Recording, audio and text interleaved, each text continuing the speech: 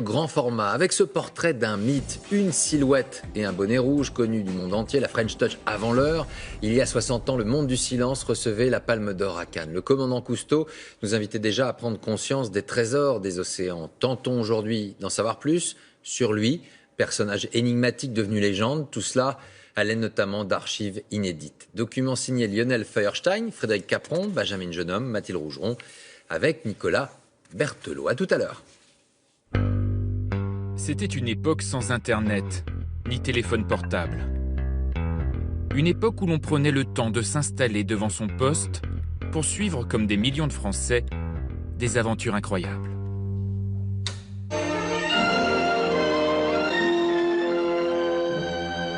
Souvenez-vous, l'homme au bonnet rouge, le commandant Jacques-Yves Cousteau. «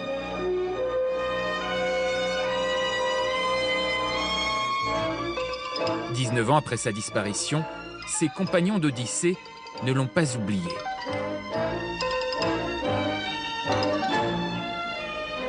Il a fait rêver tellement de monde. C'est une tranche de vie qu'on n'oubliera jamais. Cousteau, c'est un acteur formidable.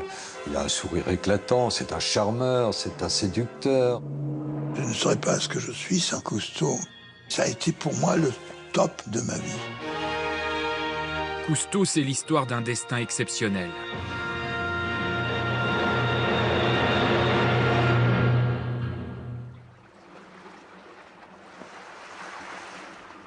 L'âme du commandant hante toujours ses calanques. Car c'est d'ici, près de Marseille, que sont parties ses premières explorations.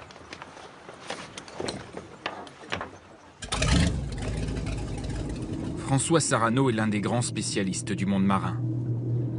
Le biologiste a passé 13 ans aux côtés du Pacha, comme le surnommaient ses proches.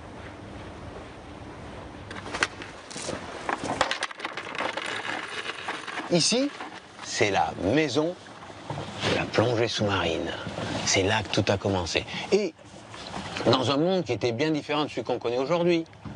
Quand Cousteau, Dumas, Taillès, Bébert plongeaient ici, là, dans la calanque, il y avait des mérous comme ça.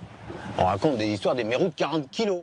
Alors, on raconte des histoires, elles paraissent merveilleuses, on pense que c'est de la légende, mais les films et les photos sont là pour témoigner. En 1942, non loin d'ici, Cousteau rentre dans l'histoire.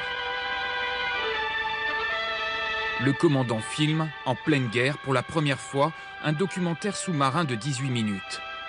Des images jamais vues à l'époque. Voici un essaim de minuscules castagnols. Nous pourrions les disperser d'un geste, comme des mouches.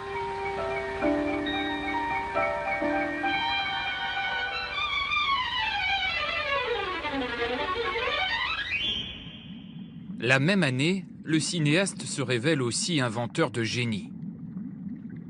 Il élabore avec l'ingénieur Émile Gagnant un détendeur. Pour la première fois, ce mécanisme permet de réguler automatiquement l'air des plongeurs. C'est une révolution. Fini l'équipement lourd du scaphandrier, place à la liberté. 3 officiers de marine, sous les ordres du lieutenant de vaisseau Jacques Cousteau, viennent de mettre au point un extraordinaire appareil de plongée qui va leur permettre, sans scaphandre, de descendre jusqu'à plus de 60 mètres de fond. La plongée est libre, aucun lien de sécurité avec la surface. Image véritablement sensationnelle que France Actualité est heureux de présenter pour la première fois. Dès lors, le commandant n'a qu'une idée en tête. Mettre ses caméras sous l'eau pour montrer au monde entier le spectacle de la mer. Faut imaginer quand Cousteau passe ses films, on est juste après-guerre. Les gens n'ont pas la télévision, ils n'ont pas les communications qu'on connaît aujourd'hui. Donc tout d'un coup, dans ce monde-là, Cousteau amène Mars. Mars et la vie sur Mars. Et pas simplement la vie sur Mars. Des gens qui vont voir la vie sur Mars.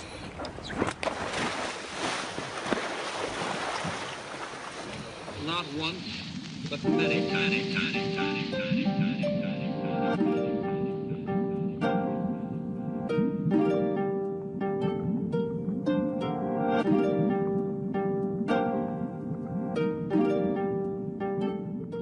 Cousteau ne vient pas d'une famille de marins. Il est né en 1910, à Saint-André-de-Cubzac, du côté de Bordeaux. Son père est avocat d'affaires, il l'emmène vivre aux États-Unis. Là-bas, l'adolescent est fasciné par le cinéma. Il veut être metteur en scène. Finalement, il s'engage dans la marine. École d'officier à Brest, il épouse en 1937 une fille d'amiral rencontrée au Japon, Simone Melchior, dite la Bergère. Ils auront 2 fils, Jean-Michel et Philippe.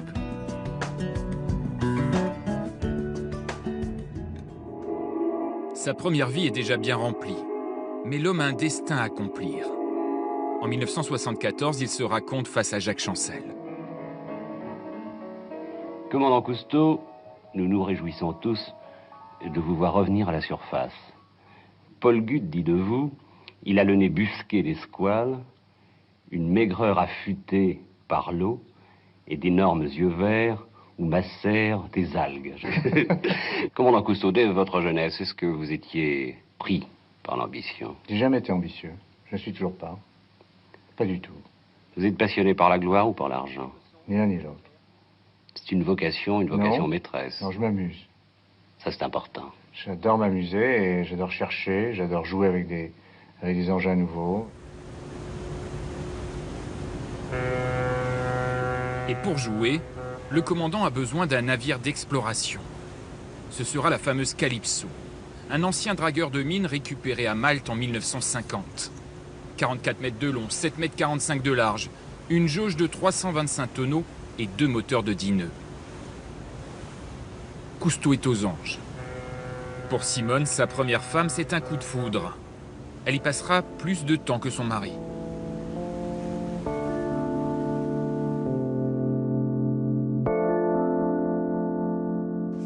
Mon Dieu.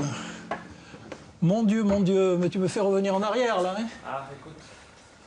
Ça, je rentre dans ma jeunesse, là. Alors, montre-moi un peu tout Yves Omer est un ancien plongeur de la Calypso. Ça, c'est un beau bateau. Et avec ça, les tempêtes formidables. Une vie incroyable. Des gens, comme jamais je n'ai retrouvé ailleurs. Hors la mer. Tu as passé combien d'années dessus? En tout, 10 ans. 10 ans. Une belle tranche de vie.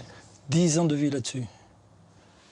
Tu vois, cette coursive, il nous arrivait de faire des siestes là-dessus, alors que le bateau roulait au gré de l'onde, gentille et belle.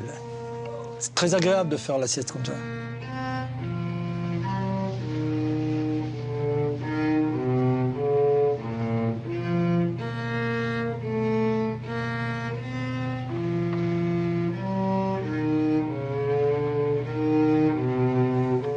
Cette maquette de la Calypso, il y a forcément les souvenirs qui... Ah ben, que ça. Toutes les situations, les sauts, arriver avec les Zodiacs, le bateau roule, vous arrivez à toute vitesse, vous vous collez, vous sautez du Zodiac sur le bateau, vous passez les bouteilles, toute cette aisance que donne la jeunesse, et puis surtout que donne la vie quand vous êtes jeune. Vous avez une vague qui vous prend et qui vous emporte. Moi, elle m'a emporté comme elle a emporté Calypso.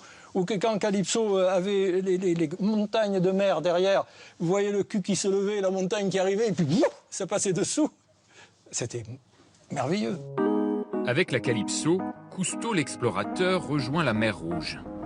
Puis l'océan Indien, les Seychelles, Madagascar. À bord, le Pacha va tourner son premier grand film, Le Monde du Silence.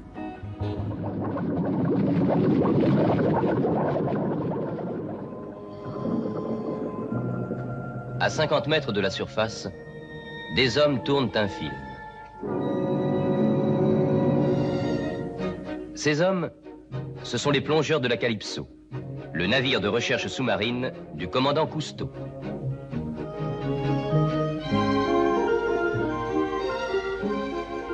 Une plongée de plus. Avec Philippe Taillet et Frédéric Dumas, nous en avons fait des milliers depuis 20 ans. Car il y a déjà 20 ans que notre curiosité nous a entraînés sous la mer. En haut de l'affiche, des requins, des baleines, mais aussi les fameux scooters des mers. Et pour la première fois, un poisson, Jojo, devient aussi célèbre que Brigitte Bardot. Jojo le Mérou, m'accorderez-vous cette valse?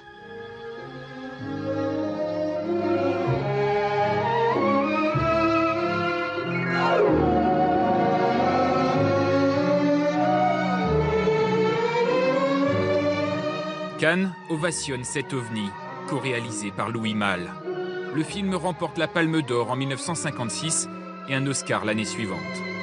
Le miracle du cinéma, c'est de diffuser largement, de faire connaître aux foules des choses que jamais ils n'auraient l'occasion de rencontrer. En réalité, nous vivons quand même une époque bien intéressante. Une époque absolument passionnante, qui le deviendra d'ailleurs de plus en plus, j'en suis persuadé.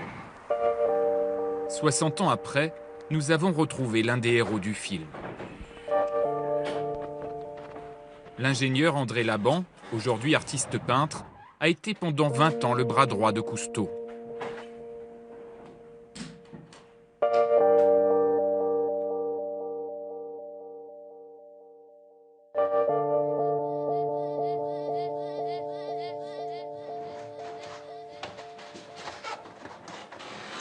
Il y a ce fanal qui était sur le Glasgow. C'était quand on a tourné Le Monde du Silence. Sur cette épave qui était vierge complètement, personne n'avait mis la palme sur le pont. Vite, la barre à droite, là-bas! À droite, toute! Retour du Monde du Silence, Cousteau a dit qu'il faudrait trouver un moyen d'aller plus profond et de rester plus longtemps. André Laban va alors concevoir un engin incroyable. Une véritable soucoupe plongeante. Un mini-sous-marin pour 2 personnes. Le tout, c'était de fabriquer quelque chose qui soit à l'échelle humaine. Qu'on puisse le mettre sur la Calypso, mettre à l'eau et la ressortir.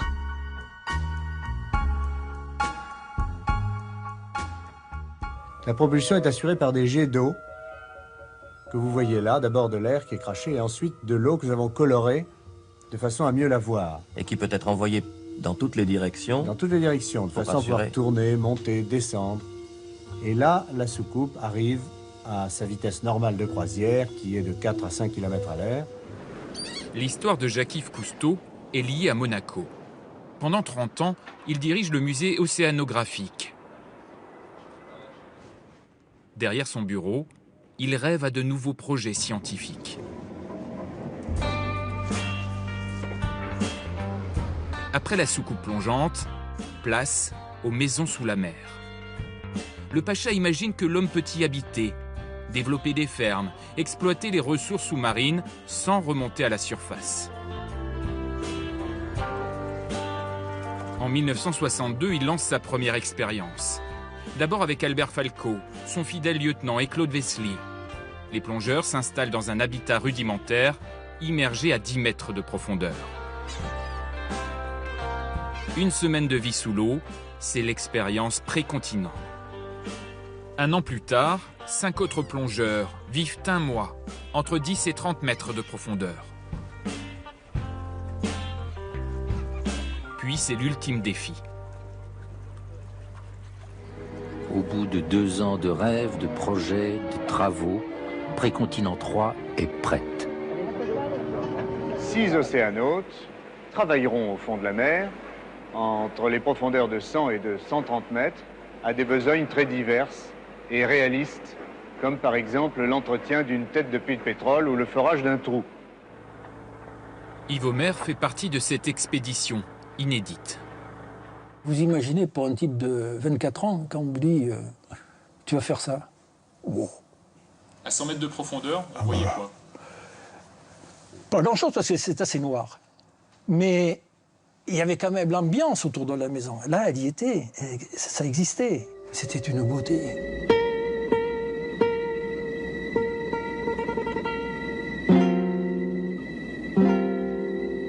J'ai l'impression bizarre que nos amis les océanautes sont devenus des spécimens dans un aquarium. On se dirigeait vers la tête de puits et on commençait à travailler dessus. C'était comme ça, hein. Il faisait tellement froid, on était comme ça. Et je vois de la lumière arriver, c'était Cousteau qui arrivait avec Falco et la soucoupe. Et puis je voyais les besicles du vieux briller. Je dis, merde, il faut quand même que je montre que je ne tremble pas. Alors je me force, je contrains mes mains, elles ne tremblent plus, mais les fesses se mettent à trembler comme ça. Et on a réussi à faire tout ce qu'il fallait faire. La vie à 100 mètres de profondeur réserve quelques surprises. Le chef parisien qui s'est chargé de cuisiner ses plats serait déçu d'apprendre qu'il a déployé ses talents en pure perte. Les océanautes mangent de bon appétit, mais ils ne peuvent savourer leur nourriture parce que l'hélium, entre autres mauvais tours, amoindrit le goût et l'odorat. Ils inondent leurs aliments de ketchup. André Laban, le chef de mission, s'en amuse encore.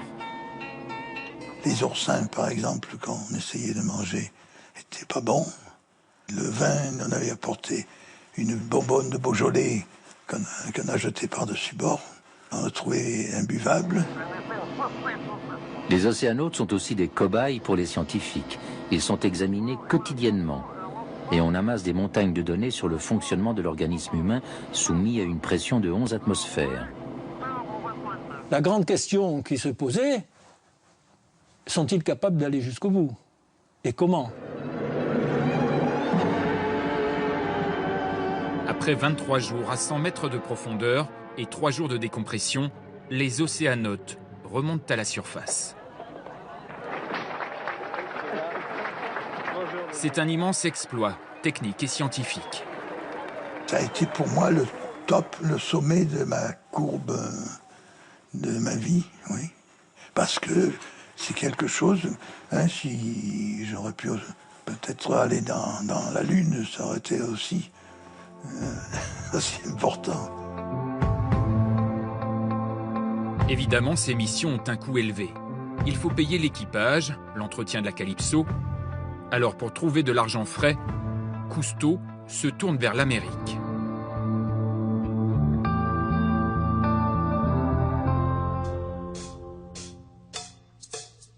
Fin 1966, c'est un tournant. La grande chaîne ABC lui signe un chèque de 4 millions de dollars pour une série documentaire. Il est question de 12 films en couleur de 1 heure, c'est-à-dire une quantité phénoménale de documents. Je crois que c'est le plus grand contrat que la télévision américaine ait jamais signé. Et en effet, il paraît que c'est le contrat le plus important que j'ai jamais signé. L'explorateur et ses compagnons deviennent les héros populaires de l'Amérique. Des années bénies, estime le photographe François Dorado. Partout où on allait, quand on arrivait, on avait le tapis rouge, on était vraiment des stars. Là. C'est Cousteau, le 3e personnage, oui, des États-Unis. Le 2e, c'était John Wayne. Mais ça, il était inamovible, John Wayne, comme personnage. Et puis, c'était Nixon, le premier. C'est la télévision qui a créé Cousteau? Oui. Oui, beaucoup, oui. Oui, c'est évident. Pour réaliser ces documentaires, Jacques-Yves Cousteau, JIC, s'entoure alors de jeunes talents, comme le cinéaste Jacques Renoir, qui est aussi l'arrière-petit-fils du célèbre peintre. Là, c'est Albert Falco qui tient une source d'éclairage, et là, on devine Yves Omer en train de filmer avec une caméra sous-marine. Et des paysages grandioses. Ce qui était quand même formidable, c'était qu'on avait les moyens. Il y avait des plans risqués pour le matériel. Et je disais à Gic, là, on va faire ce plan-là, mais je risque de faire tomber la caméra extérieure, dans l'eau et la perdre et tout. Il m'a dit, Jacques, si vous me ramenez un plan de 10 secondes que l'on monte dans le film, ça paie le prix de la caméra. Ces films répondent à une mécanique précise, didactique et spectaculaire. Les films étaient construits comme une tragédie grecque, c'est-à-dire qu'il y avait 4 actes. Parce que la télévision américaine, chaque 12 minutes, le film était coupé par un spot publicitaire. Donc il fallait veiller à ce que chaque fois, à chaque acte, on termine sur un temps fort, de façon que le téléspectateur américain reste accroché devant son écran.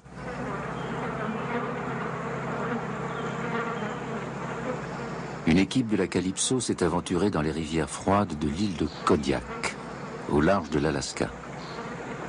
Elle est venue pour filmer les péripéties tragiques de la migration des saumons rouges. Maintenant, ces poissons magnifiques vont affronter d'autres dangers.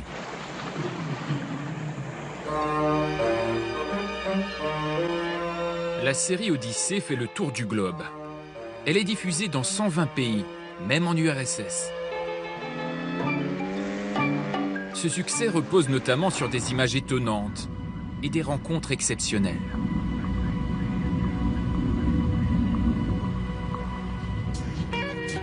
Mais l'Odyssée, c'est aussi et surtout une aventure humaine. Pendant 20 ans, Bernard Delmotte, chef plongeur, a porté fièrement son bonnet rouge, emblème des scaphandriers, devenu le symbole de l'équipe Cousteau.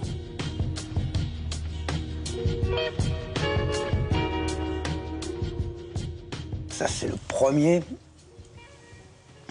Il est un peu muté d'ailleurs, mais je l'ai gardé en souvenir parce que c'est le premier que j'ai eu. À l'époque, il fallait avoir fait ses preuves au niveau de l'esprit d'équipe.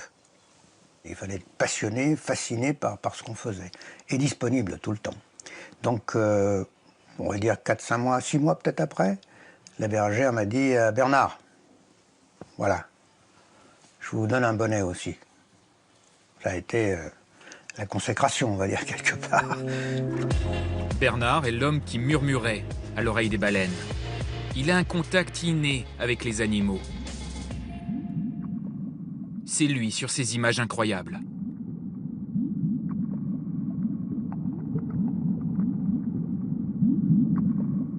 On s'approche, et à ce moment-là, quand je l'ai attrapé, je me suis trouvé les mains coincées derrière, ce qui m'a permis de tenir beaucoup plus longtemps.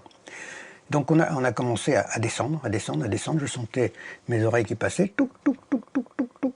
Et moi je regardais l'œil de la baleine qui était à moins d'1 mètre de moi, qui me regardait en arrière comme ça, et il se passait quelque chose. Rien et tout.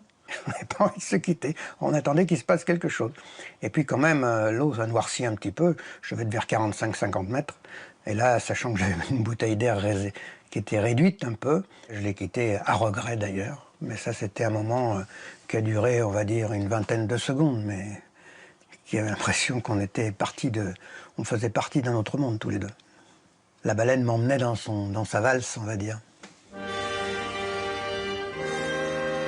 Cousteau s'intéresse aux grandes énigmes scientifiques, comme l'Atlantide, l'île de Pâques ou les lacs Incas. Mais son rêve d'explorateur, sa plus belle expédition, c'est l'Antarctique. Le continent blanc, ses fonds marins, le fascinent.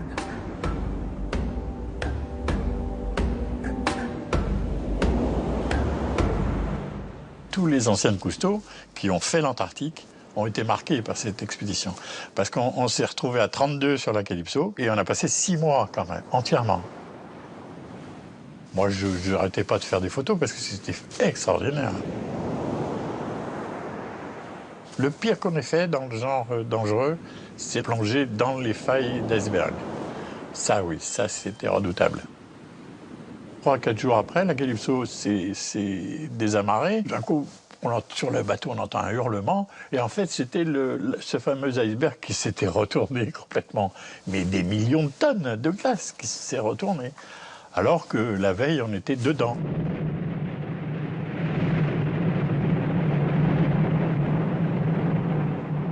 Et le commandant, qu'est-ce qu'il disait par rapport à tout ça? Bon, non, lui disait, bon, bah, allez-y, les mecs, c'est tout. Non, je sais pas, il faisait pas de commentaires particuliers. On n'était pas frôle à mort. Moi, c'était pas mon genre du tout, mais inconscient, totalement. Les missions du commandant Cousteau ne sont pas sans risque. Depuis 1947, 6 hommes sont morts en expédition. En 1979, Philippe, le fils cadet du commandant qui l'accompagne partout, va être victime d'un terrible accident. Ce 28 juin, il pilote son hydravion, tout juste sorti de révision. Mais au moment d'amérir, près de Lisbonne au Portugal, l'avion se disloque.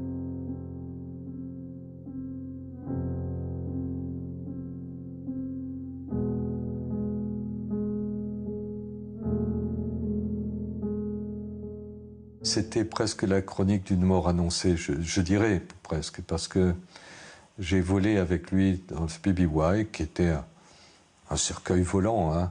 Ça a été dramatique pour Gic, hein, pour le Pacha. Parce que le Pacha a mis toute son énergie sur Philippe. C'était celui qui avait les mêmes envies que lui, les mêmes décisions que lui, le même sens artistique, on va dire. Il avait mis tous ses espoirs dans Philippe pour le suivi de sa société. La dépouille de Philippe est immergée au large du Portugal, en présence de sa famille.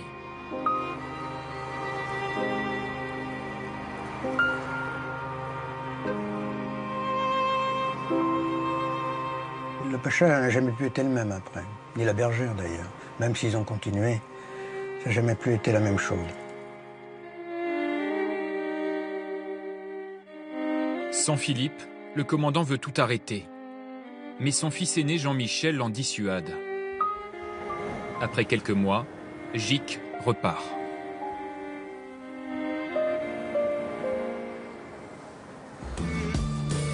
Désormais, l'explorateur devient missionnaire de l'environnement. D'abord pour la Méditerranée, qu'il sillonne avec des scientifiques. La mer est polluée, mais surtout ravagée par la surpêche. Dire que la Méditerranée est en train de mourir, bien sûr que non. Mais elle est malade, oui, elle a des problèmes. Commandant, quelle solution préconisez-vous?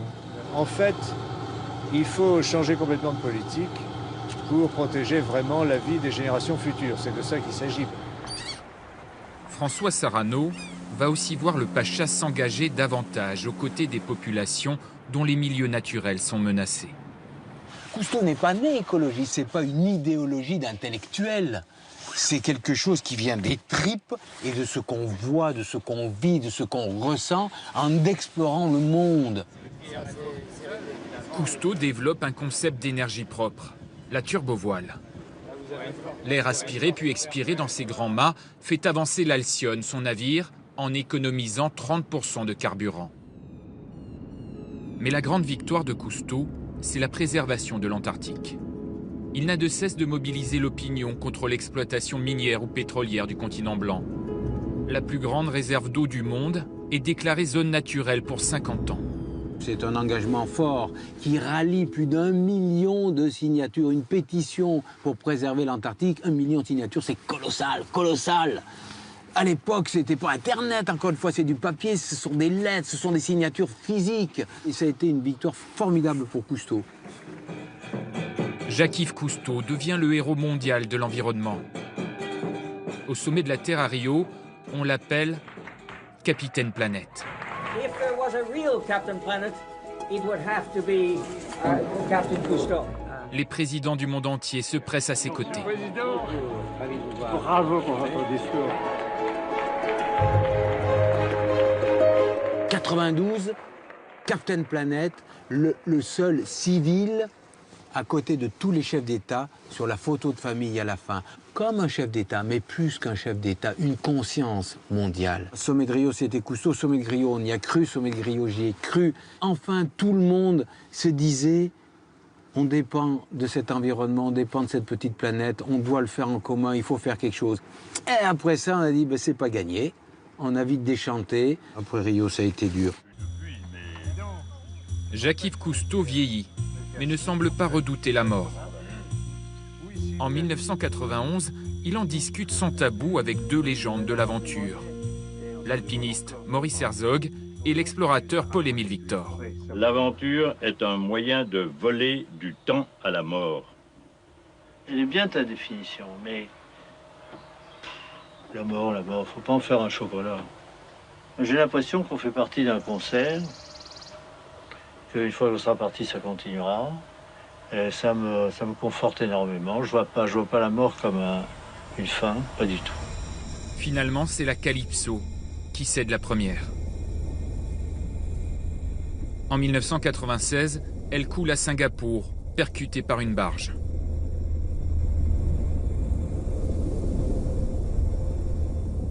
Ouf, ça m'a filé un coup, moi. C'était ma maison. Hein. C'était ma maison. J'ai tout de suite téléphoné aux copains pour essayer de savoir qu'est-ce qui s'était passé, etc. Mais j'ai appris le drame, idiot d'ailleurs. Hein. C'est pas digne d'un bateau qui s'est battu contre tous les océans et contre toutes les mers du monde, quoi. Capitaine Planète est malade. Hospitalisé à Paris, il succombera en juin 1997. Il a 87 ans, dont près de 70 passés au service de la mer.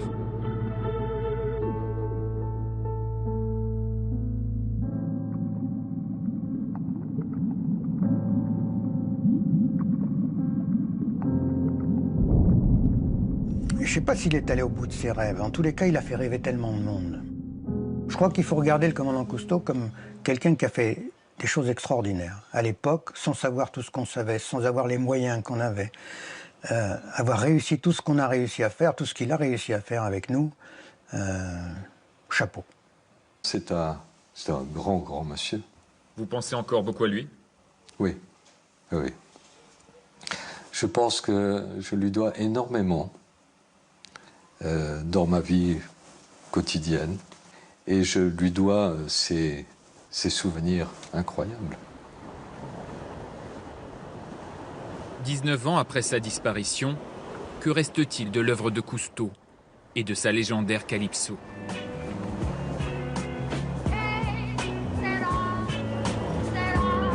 Le navire a été renfloué. Il attendait d'être restauré. En début d'année, grâce à de généreux mécènes, l'opération a pu commencer. Aujourd'hui, Francine, la deuxième épouse du commandant, dont elle a eu 2 enfants, gère la société Cousteau. Avec la Calypso rénovée, elle rêve d'un nouvel essor. Cousteau n'a jamais disparu. Il savait aussi qu'il fallait que, quoi qu'il arrive, c'est qu'elle continue. Et c'est ce qu'on a essayé de faire. C'est ce qu'on va essayer de faire, parce qu'il le mérite. Il le mérite.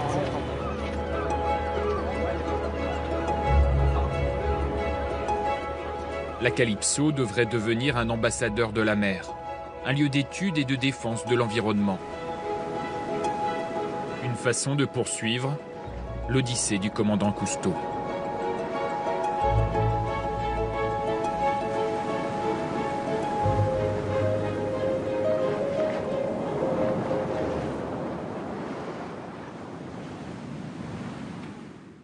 Voilà pour ce portrait du commandant Cousteau. Vous le retrouverez sur notre site, 13h15, pour en savoir plus sur les actions de l'association, le site internet de la Cousteau Society. Et puis dans quelques mois, un film lui sera consacré et c'est Lambert Wilson qui interprétera son personnage. Demain dimanche, ne manquez pas notre hommage aux hommes de la Grande Guerre. À ce soir, 20h, toute l'actualité. Tout de suite, la météo, Nathalie Ruet, puis Tout compte fait avec Julien Bugier.